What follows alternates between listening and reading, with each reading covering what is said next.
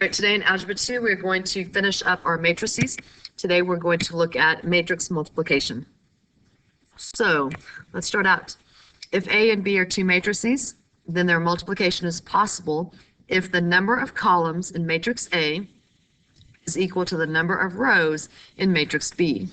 If A has dimensions m times r and B has dimensions r times n, then their product, AB, has dimensions m times n. The product of two matrices is a new matrix. The elements of the new matrix are the sums of the products of the corresponding row and corresponding elements. Okay? So here it tells you if A is equal to A, B, C, D, and B equals E, F, G, H, then AB, okay, would be A times E plus B times G. That would be the very first spot. My second element in that first row would be A times F plus B times H. My second row, first spot, C times E plus D times G. My last element is going to be C times F plus D times H. Okay, so let's talk about what is a square matrix. A square matrix has the same number of rows and columns. The identity matrix is always a square matrix with a 1 as each element of the main diagonal and zeros for all the other elements. If you multiply a matrix by the identity matrix, you'll always get your original matrix back.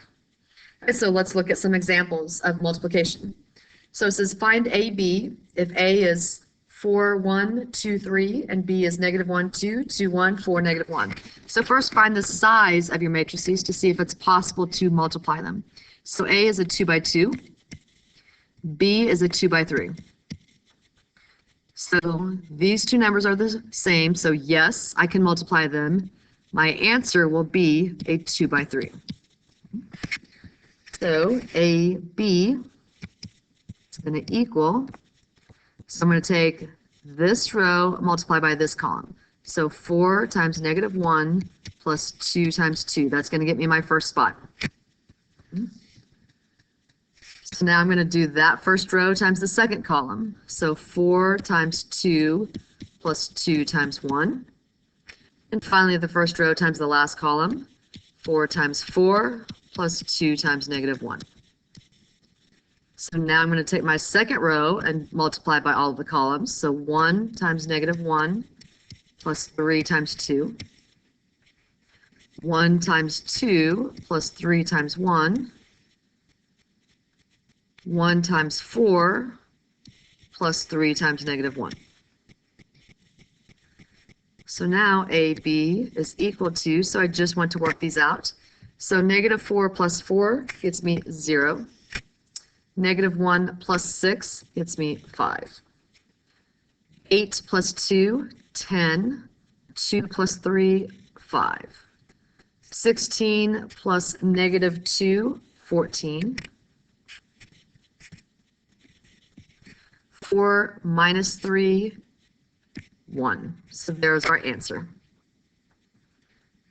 So number 2, find CD if C, okay, so this is a 1 by 2. And D is this is a 2 by 3. So yes, I can multiply them. My answer will be a 1 by 3.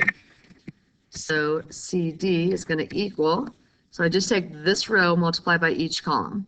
So I'm going to have 2 times 1 plus 4 times 2. My next spot, so 2 times 3 plus 4 times 1. And my last spot, 2 times 2 plus 4 times 1. So then CD is equal to, so 2 times 1 is 2 plus 4 times 2, so 2 plus 8 is 10. 6 plus 4, 10. 4 plus 4, 8. Okay, so let's go to the back. Number 3, find AB. This is what A and B are. So A is a 2 by 2. B is a 3 by 1. 2 and 3, these are not the same, so this is not possible because they do not have B does not have the same number of rows as the number of columns in A. So not possible. So now, just like yesterday where we looked at using a matrix for organizing information, our next two problems are doing the exact same thing today.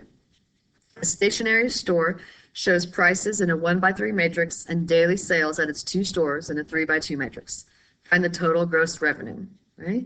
So here they tell me pens, calendars, and envelopes. This is store 1, store B, or store A and store B. So these would be my pens, my calendars, and my envelopes sales.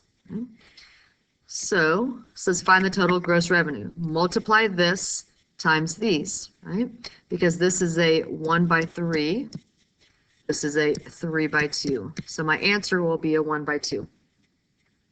So first, I'm going to have 4 times 12 plus 5 times 5 plus 3 times 7. So that's going to be my first element. Then I'm going to have 4 times 10 plus 5 times 3 plus 3 times 9. So the total gross revenue in a matrix, I'm going to do dollar signs since it's gross revenue. So let's see, 4 times 12, 48, plus 25, plus 21 gets us $94 here. Our second one, 40 plus 15 plus 27 gives me $82. So the total gross revenue for store A is $94. The total gross revenue for store B is $82. So now we're going to do the same type of thing, different problem. A teacher assigns final grades based on a weighted system.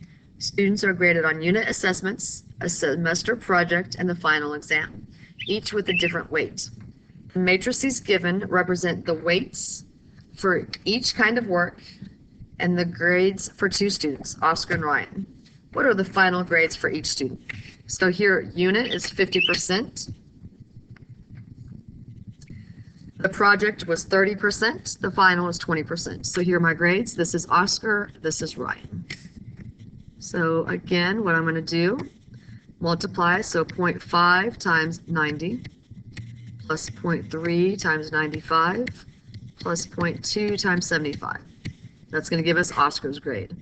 So now Ryan's grade, 0.5 times 80 plus 0.3 times 70 plus 0.2 times 85.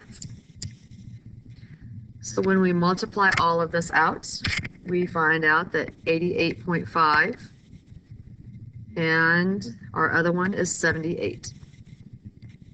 So Oscar's final grade was 88.5 and Ryan's final grade was a 78. All right, so that's all there is to matrix multiplication. Your homework today is a worksheet over matrix multiplication.